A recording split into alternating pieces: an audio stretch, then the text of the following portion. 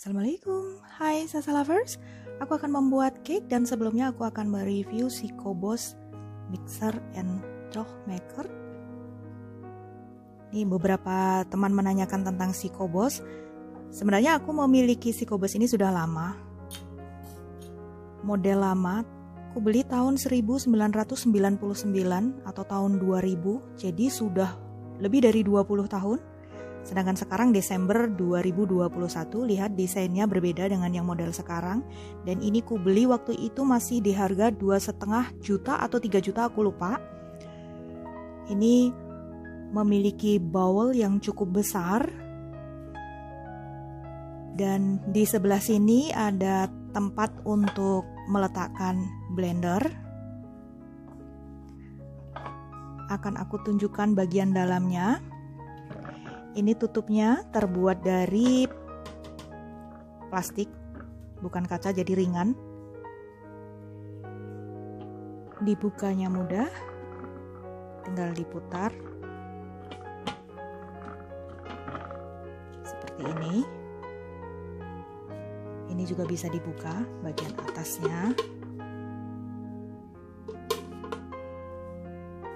Lalu bowlnya mudah diangkat dengan cara diputar.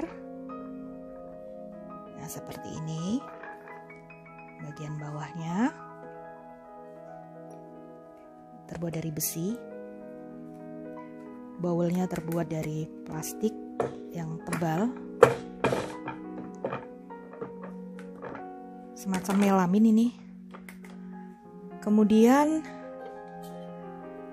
ini adalah pelengkap untuk pengocok telur. Caranya,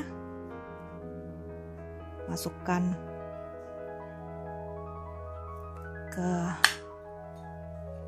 besinya ini. Mudah ya. Ini untuk membuat adonan kue, cake, bolu. Pasang seperti ini. Nanti akan berputar jika powernya dihidupkan. Jadi ini untuk pengocok telur. Kemudian ada pengaduk roti. Alatnya seperti ini. Ini untuk pemotongnya. Caranya begini, dipasang mudah. Kemudian pengaduknya dipasang. Ini untuk membanting-banting dan mengaduk adonan roti, donat. Nah, sampai terpasang seperti ini. Baru kemudian bahannya dimasukkan, bisa ditutup. Tanpa ditutup pun juga tak masalah. Kemudian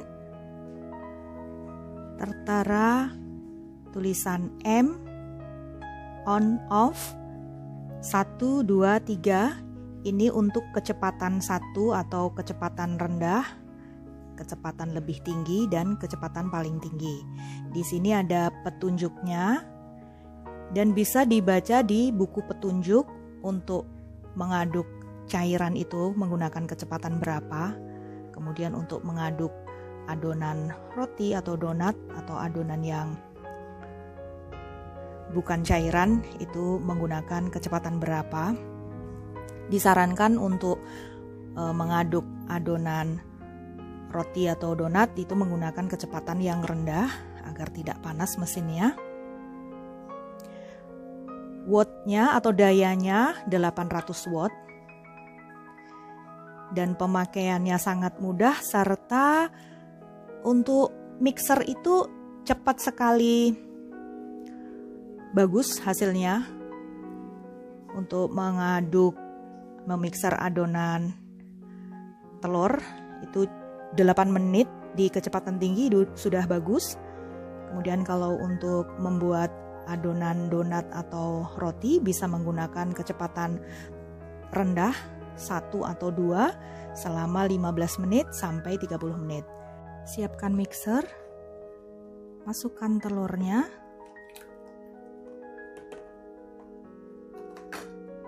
Lalu hidupkan powernya ke.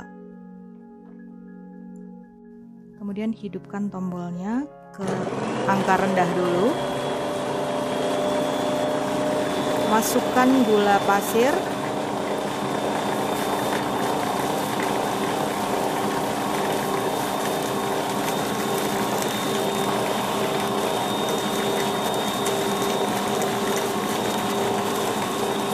Masukkan SP.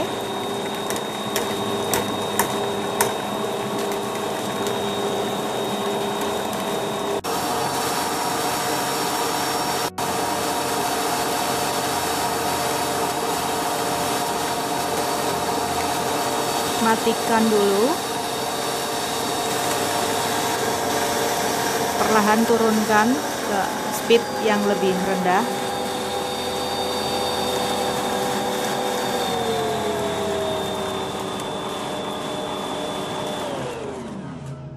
Sampai dengan fase kental berjejak.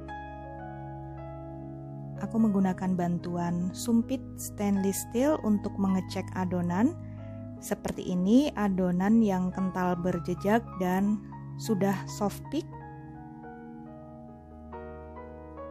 Ini yang aku butuhkan untuk membuat cake yang moist atau lembut, tidak akas atau keras seperti jambul petruk. Lihat ya, kental berjejak.